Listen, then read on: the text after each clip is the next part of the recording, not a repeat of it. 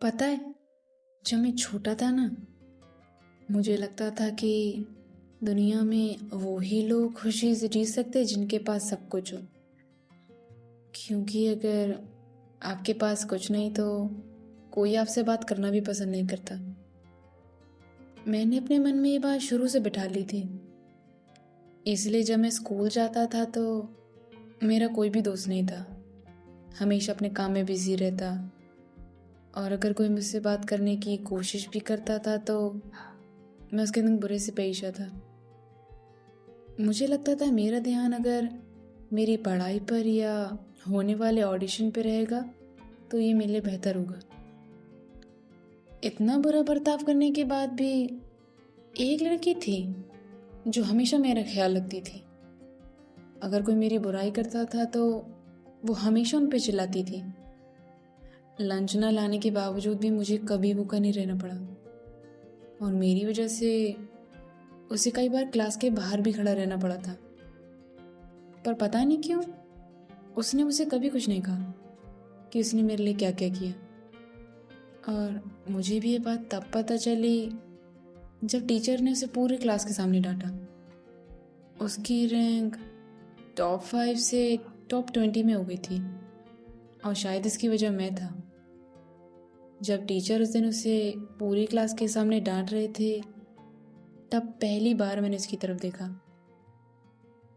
उसका चेहरा ऐसा था जो किसी भी परेशानी को 1 मिनट में दूर कर सकता था, और उसकी आंखों से ये साफ पता चल रहा था कि उसे 1% अफसोस नहीं था जो उसने मेरे लिए किया। उस दिन के बाद से पूरी क्लास उसका नाम मेरे नाम के साथ लेती थी।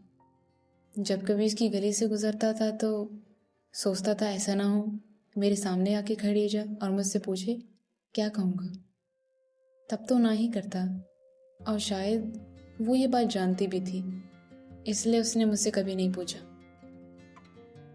कई साल बीत गए, हमारा लास्ट ईयर था। इन सालों में शायद मुझे उसका ख्याल एक बार भी नहीं आया। जब कुछ दिन बाकी थे स्कूल के तो वो बहुत कम दिखती थी। शायद वो आ नहीं रही थी या आ नहीं पा रही थी। पर एक दिन मैंने उसे देखा, वो क्लास के बाहर सीढ़ियों पे खड़ी थी। उस दिन वो दुनिया की सबसे परेशान लड़की लग रही थी। कुछ तो था उसके मन में। उस दिन पहली बार वो मेरे बगल से गुजरी और उसने मेरी तरफ देखा भी नहीं। मैंने भी ध्यान नहीं दिया। 18 तारीख दिसंबर सन 2015। उस दिन मैं बहुत खुश था, मेरा सिलेक्शन हुआ था, और शाम को मेरी लास्ट परफॉर्मेंस थी जिसे देखने के लिए बहुत गेस्ट आ रहे थे। सिलेक्शन हो गया तो जर्मनी जाऊंगा, मेरा सपना मेरी आंखों के सामने था। फिर जब मैं शाम को अपनी परफॉर्मेंस के लिए जा रहा था तो काफ़ी रात होने की वजह से टैक्सी नहीं मिल रही थी। उस दिन ठंड भी बहुत थी। हमारे कई गेस्ट लेट आने वाले थे, जिसकी वजह से शो भी लेट शुरू होने वाला था। जब टैक्सी के लिए मैंने रोड क्रॉस करी तो देखा वो उस पार खड़ी थी। शायद वो मेरा इंतज़ार बहुत देर से कर रही थी, और ठंड होने की वजह से उसे ठंड भी लग रही थी। उस दिन वो पहली बार मेरे सामने आके खड़ी हुई। कुछ पूछ नहीं पाया मैं उससे, वो बस रो रही थी और इतना बोली वो मुझे भेज रहे हैं। कोई तो बात थी जो उसे बहुत परेशान कर रही थी, और शायद मैं लेट भी हो रहा था।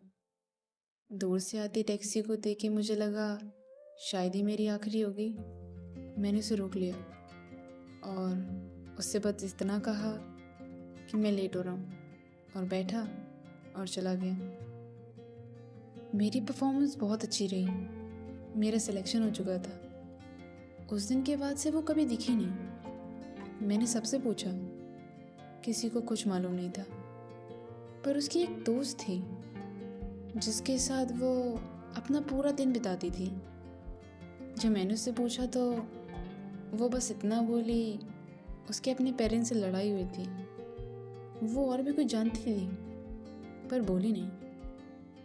सब कुछ वैसा था जैसा मुझे चाहिए था। कोई परेशान करने वाला नहीं था। मेरा सिलेक्शन हो चुका था। फिर भी न जाने क्यों मैं खुश नहीं था। काश उस दिन मैंने उसे ये कहा होता, बाद में बात करते हैं, या फिर ये बाद में मिलेंगे, तो वो मेरा इंतज़ार ज़रूर करती, चाहे कुछ हो जाता। आज मैं जो कुछ भी हूँ उसकी वजह से हूँ, और मुझे इस बात का अफसोस है। काश उस दिन मैंने वो आखिरी टैक्सी भी जाने दी होती, या मैंने उसकी रोने की वजह पूछी होती।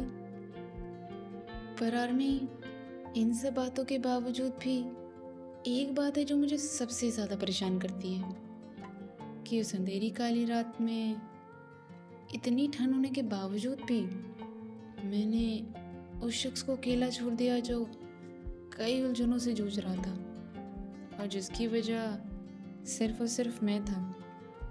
पता नहीं वो कहाँ गई, न मुझे लेकर गई, न मुझे यहाँ छोड़कर गई। आज सब कुछ होने के बाद भी ऐसा लगता है जैसे मेरे पास कुछ नहीं, और मैं चाहकर भी उस वक्त को दोहरा नहीं सकता। लगता है जैसे मैं आज भी वहीं खड़ा हूँ, या यूँ समझो वहाँ से कभी चला ही नहीं था।